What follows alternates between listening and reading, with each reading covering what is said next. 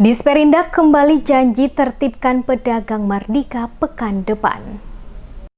Kepala Dinas Perindustrian dan Perdagangan Kota Ambon, Peter Lewol, kembali mengeluarkan pernyataan untuk pekan depan akan melakukan penertiban lokasi Pasar Mardika.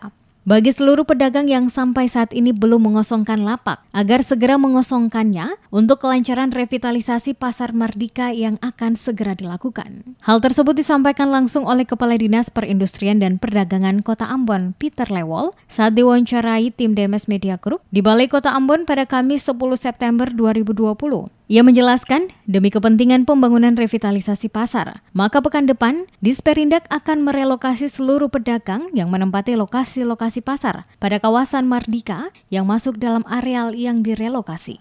Untuk itu, seluruh pedagang dimintakan untuk dapat mengerti dan mengosongkan seluruh lapak yang sementara ditempati dan pindah untuk sementara waktu pada lokasi baru yang telah disediakan pemerintah kota, yaitu pada lokasi Pasar Tantui dan Pasar Transit di Desa Paso. Sosialisasi telah dilakukan berulang kali oleh pihaknya kepada mereka para pedagang, dan dirinya memastikan pekan depan sesuai rencana akan digunakan alat berat untuk membersihkan lokasi lapak-lapak yang masih belum dibongkar oleh para pemiliknya. Disperindak juga akan menutup lokasi dengan seng, sehingga tidak ada lagi pedagang yang boleh masuk dalam lokasi tersebut selama proses revitalisasi pasar berlangsung, guna memperlancar pekerjaan. Para pedagang diharapkan untuk tidak membangkang apa yang telah disampaikan oleh pemerintah, karena semua yang dilakukan ini bertujuan untuk kepentingan bersama, terutama mereka para pedagang agar lokasi Pasar Mardika lebih tertata dan menjadi pasar modern.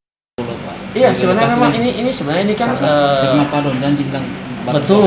Iya. Ini kan sebenarnya ini kan cuma pedagang saja yang dia harus keluar, ya kan?